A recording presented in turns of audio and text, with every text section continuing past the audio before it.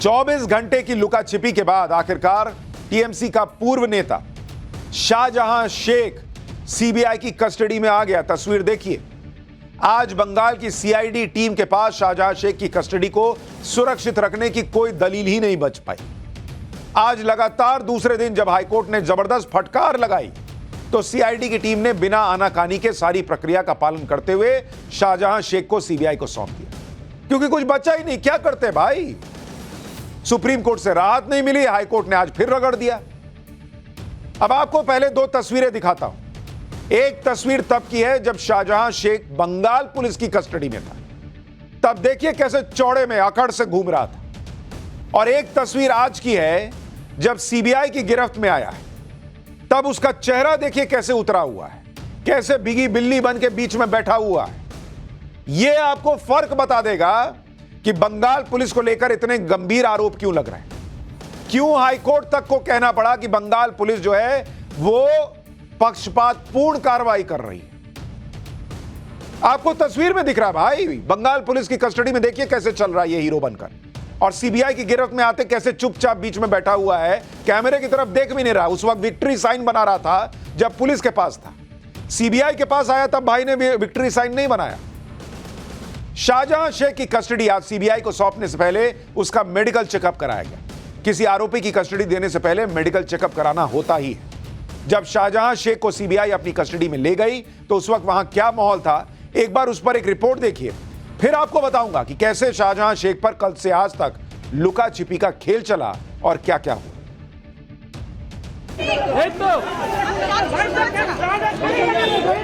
तस्वीरों में दिखा रही है, देखिए आप शेख शाहजहां यहाँ पर इसी गाड़ी में अभी जो है सीबीआई ने अपनी कस्टडी में लिया है। दिखा रहे किस तरह इसी गाड़ी में जो है यहाँ पर लेकर जा रहे हैं सीबीआई ऑफिशियल्स, और कई घंटों के बाद जो है मेडिकल कराया गया और उसके बाद फाइनली शाहजहां शेख को अभी जो है सीबीआई ने अपने कस्टडी में ले लिया है। शाहजहां शेख को अपनी गिरफ्त में लेने के लिए सीबीआई की टीम आज शाम 4 बजे से पहले ही कोलकाता में सीआईडी हेडक्वार्टर पहुंच गई, क्योंकि हाईकोर्ट ने शाम 4:15 तक शाहजहां शेख को हैंडओवर करने का टाइम तय कर दिया था। लेकिन हाईकोर्ट की डेडलाइन भी आज मिस हो गई। सीबीआई की टीम को शाहजहां शेख की कस्टडी लेने में तब भी कि जब कोर्ट रगड़ रहा है, तब भी शाम के करीब 7 बज गए। शाहजहां शेख सीबीआई की कस्टडी में आ चुका है, लेकिन यह कस्टडी मिलने के पीछे एक लंबी लड़ाई लड़ी गई। शाहजहां शेख को लेकर पिछले 24 घंटे में दिल्ली से लेकर कलकत्ता, हाईकोर्ट से लेकर सुप्रीम कोर्ट और बंगाल सरकार से लेकर ईडी सीबीआई के बीच जो खींचतान चली, उसकी कहानी भी बड़ी दिलचस्प है। एक आरोपी के लिए कस्टडी के लिए कैसे मारामारी मची है, कैसे एक राज्य सरकार ने हाईकोर्ट से सुप्रीम कोर्ट तक पूरी ताकत झोंक दी, इसकी कहानी देश के उस आम नागरिक को जरूर जाननी चाहिए जिसके लिए इंसाफ सिर्फ तारीखों में फंसकर रह जाता है। आप देखिए, इस देश में जहां आम नागरिक को कोर्ट की दहलीज तक पहुंचने में सालों लग जाते हैं, वहां एक आरोपी को कस्टडी से सुरक्षित करने के लिए कैसे 24 घंटे में एक राज्य सरकार महंगे से महंगा वकील करके दिल्ली से कलकत्ता की दूरी नाप देती है। शाहजहां शेख की कस्टडी को लेकर पिछले 24 घंटे में जो हुआ वो आपको हैरान कर देगा बॉस।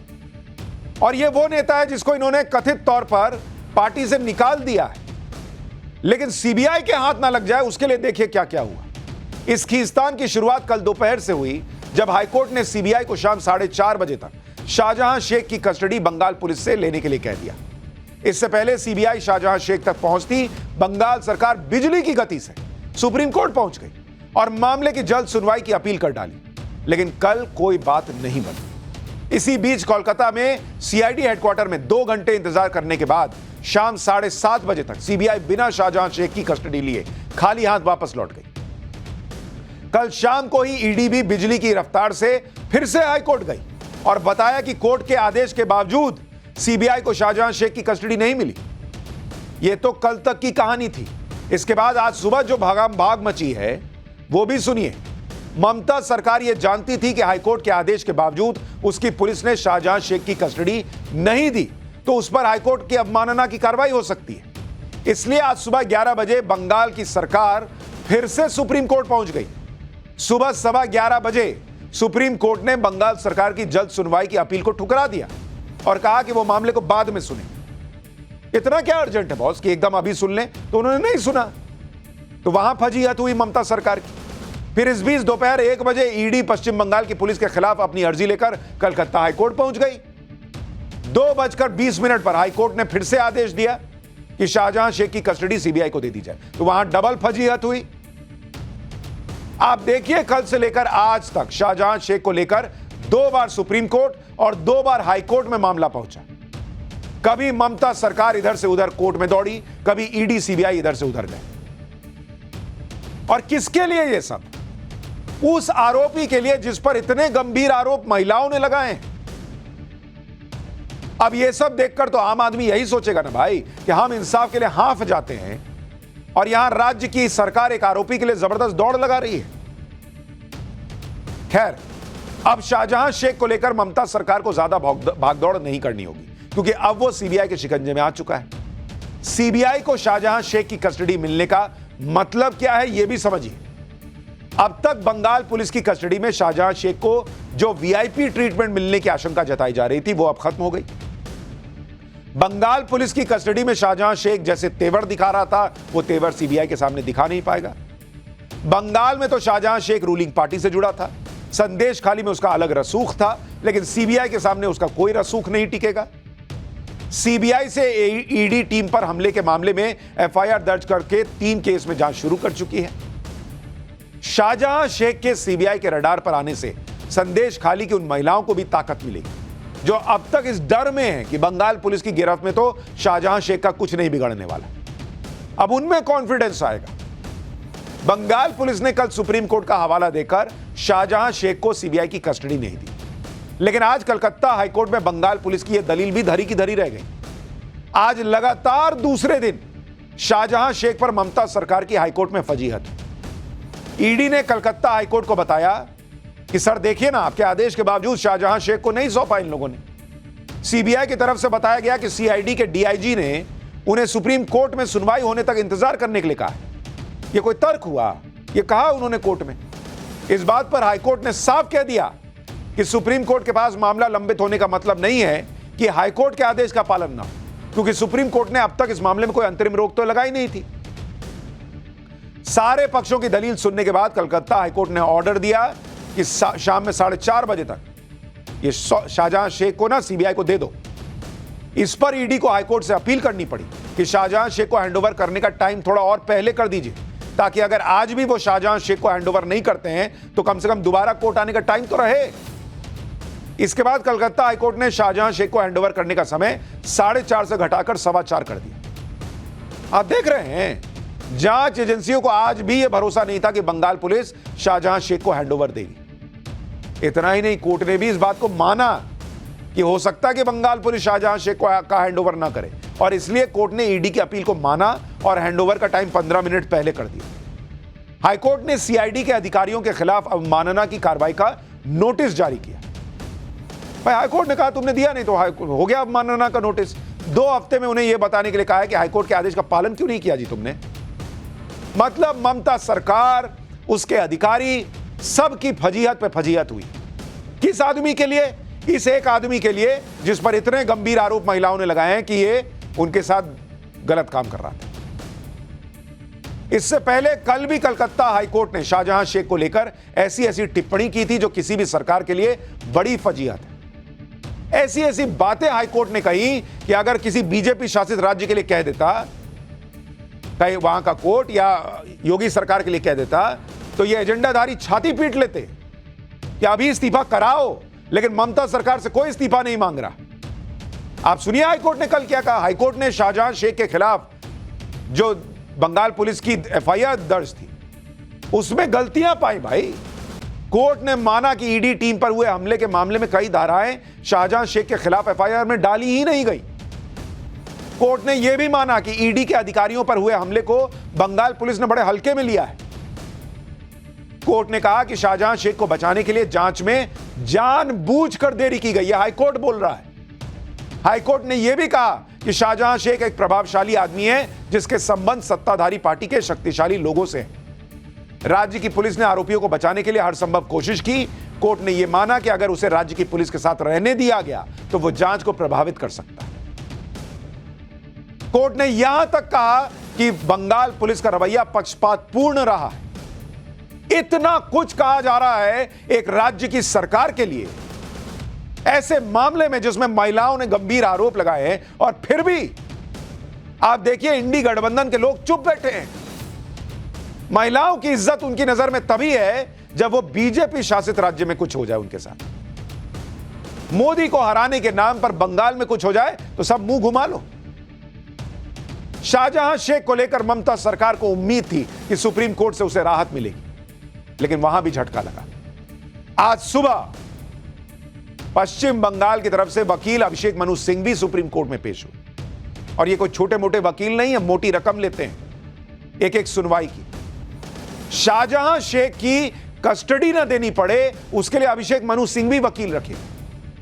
शाहजहां शेख पर हाईकोर्ट के फैसले के खिलाफ सुप्रीम कोर्ट में जल्द सुनवाई की इन्होंने मांग की। अभिषेक मनु सिंघवी ने दलील दी कि जल्द सुनवाई की जाए, नहीं तो राज्य सरकार को हाईकोर्ट के आदेश की अवमानना का सामना करना होगा।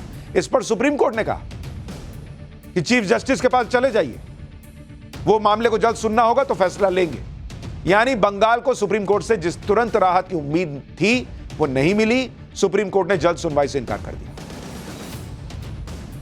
लेकिन बॉस, ये सारी चीजें देश देख रहा है। नेताओं की ईमानदारी कितनी है महिलाओं के इज्जत को लेकर। आप देखिए लेटेस्ट तस्वीर आ गई है, इसका चेहरा उतरा हुआ देखिए। ये इसको अब सीबीआई मेडिकल चेकअप के लिए ले जा रही है। उसकी तस्वीरें देखिए आप। इस आदमी को पता लग गया है कि अब ये सीबीआई के पास है, बंगाल पुलिस के पास नहीं। चेहरा देखिए इसका। और वो दूसरी तस्वीर देखिए कैसे रौले में चलता था। आज देखिए चेहरे पर हवाइयां उड़ी हुई है। आज क्यों नहीं विक्ट्री साइन बना रहा है जब सीबीआई के हाथ लगा है? क्योंकि तब तो रौला था कि मैं बंगाल पुलिस के पास हूं, मुझे क्या होगा। अब देखिए इसकी तस्वीर। यही तस्वीर बता रही है कि ये आदमी जो है ना सीबीआई के पास जाकर घबराया हुआ। देखिए अब दोनों तस्वीर साथ में, इधर का चेहरा और उधर का चेहरा देखिए। यही बंगाल का असली चेहरा आपको बता रहा है। संदेश खाली का मामला पूरे देश में फैल गया है। हर जगह इसकी चर्चा हो रही है। कोर्ट तक इस पर सख्त टिप्पणी कर रहा है। इसे लेकर ममता बनर्जी की सरकार पर तो सवाल है ही, साथ ही इंडी गठबंधन पर सवाल उठ रहे हैं, क्योंकि संदेश खाली पर इंडी गठबंधन के नेताओं का डबल स्टैंडर्ड सामने आ गया। जैसे ही बीजेपी शासित राज्यों में कुछ होता है तो इंडी गठबंधन के नेता महिला सुरक्षा के नाम पर तुरंत कूद पड़ते हैं। मैं आपको याद दिलाता हूं सड़कों पर कैसे ये लोग आकर प्रदर्शन करते हैं, पुलिस से भिड़ जाते हैं, पूरा माहौल बनाते हैं। जैसे साल 2020 में हुए हाथरस के मुद्दे को देखिए। आज जो राहुल गांधी संदेश खाली के मुद्दे पर चुप है, वो कैसे हाथरस के केस में अपनी बहन के साथ सड़क पर उतर गए थे। यूपी की महिला की इज्जत है और बंगाल की महिला की इज्जत नहीं है, क्योंकि वहां ममता बनर्जी से कितनी अनबन हो जाए, सीट शेयरिंग हो ना हो, कल को नरेंद्र मोदी को हराने के लिए जरूरत पड़ेगी। यानी महिला की इज्जत तभी तक आपके नजर में इज्जत है जब तक कि वो आपके काम आती है पॉलिटिक्स के लिहाज से। राहुल गांधी और प्रियंका वाड्रा इसे न्याय की लड़ाई बताते हैं, लेकिन जब मामला इंडी गठबंधन के राज्यों का होता है तो सुविधा अनुसार चुप हो जाते हैं। क्यों नहीं गए राहुल गांधी? न्याय यात्रा निकाल रहे हैं ना। संदेश खाली की महिलाओं को न्याय दिलाने क्यों नहीं पहुंचे हैं संदेश खाली? अरे जाइए, खाली बात करते हैं। संदेश खाली की बात नहीं करते, खाली बात करते हैं। एक तरफ शाहजहां शेख जैसा आरोपी है जिसके पीछे सरकार और पुलिस खड़ी नजर आ रही है, दूसरी तरफ संदेश खाली की वो महिलाएं हैं जिन्हें इंसाफ की लड़ाई में आज प्रधानमंत्री मोदी का साथ मिला। ममता बनर्जी मुख्यमंत्री होकर मुझे तो नहीं दिखी कि संदेश खाली गई हो महिलाओं से मिलने। आपको दिखी हो तो बताइए। लेकिन नरेंद्र मोदी उन महिलाओं से मिल लिए। आज पश्चिम बंगाल के उसी जिले में पीएम मोदी ने रैली की जिस जिले में संदेश खाली का इलाका आता है। पीएम मोदी की रैली में संदेश खाली से बड़ी संख्या में महिलाएं पहुंची। इसमें 5 महिलाओं ने पीएम मोदी से रैली के बाद अलग से मुलाकात की।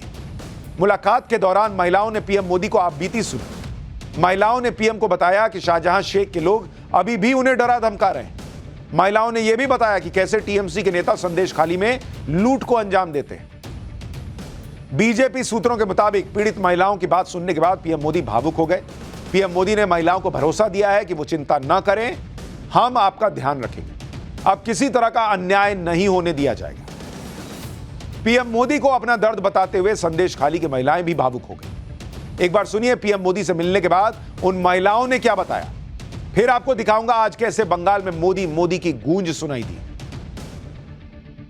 आप लोग मिले प्रधानमंत्री से मिलना हुआ आपका, क्या बोले प्रधानमंत्री, क्या बोले? उन्होंने आश्वास दिया है कि हम कुछ करेंगे, आप लोगों की देख रहे हैं, आश्वास दिया है हमने, उसमें आश्वस्ति में हम खुश हैं। आपसे बात हुई प्रधानमंत्री की, आप लोग गए थे अंदर, कौन कौन गए थे आप लोग? बात पाँच जन गए थे। आश्वासन दिए उन्होंने, आपने क्या बोला, किस तरीके का अत्याचार हुआ, सारी बात बताई, सारी बातें आपने बताई, और कुछ कहा है कि आपको मदद की जाएगी? से मैंने सारे खुल के बताया, हमारा जमीन लूट, नारी की इज्जत लूट, हमारा नौकरी लूट, जो कुछ हुआ है, जो 100 दिन का पैसा जो अकाउंट में आता था, वो पैसे में से 10,000 अगर मानो आया किसी के पास, तो उसमें से 500 रुपए रख के 9,500 पार्टी ऑफिस में देके आना पड़ता था। सारे सर को हमने बताया, हमारा इज्जत जो उन्होंने नीलाम किया है, जो वहाँ का लोकल नेताओं ने, सर को सारे हमने बताया है। सर ने आश्वासन दिया है हमें कि सब कुछ ठीक हो जाएंगे, सब कुछ ठीक कर देंगे। तो ये तमाम महिलाएं हैं, आप मिलने गई थी अंदर प्रधानमंत्री से मिलने, क्या बोला प्रधानमंत्री ने? सब व्यवस्था करबे बोलो, आश्वास दिलो, सही भाव हमने सुने, आपकी बात भी सुनी। तो ये जो आप देख रहे हैं, ये 5 महिलाएं हैं जो प्रधानमंत्री नरेंद्र मोदी से मिलकर आई हैं। ये तमाम महिलाएं संदेश खाली से आई थी। उन्होंने बताया कि आखिरकार किस कदर उन पर जो है गाँव की महिलाओं पर अत्याचार होता था।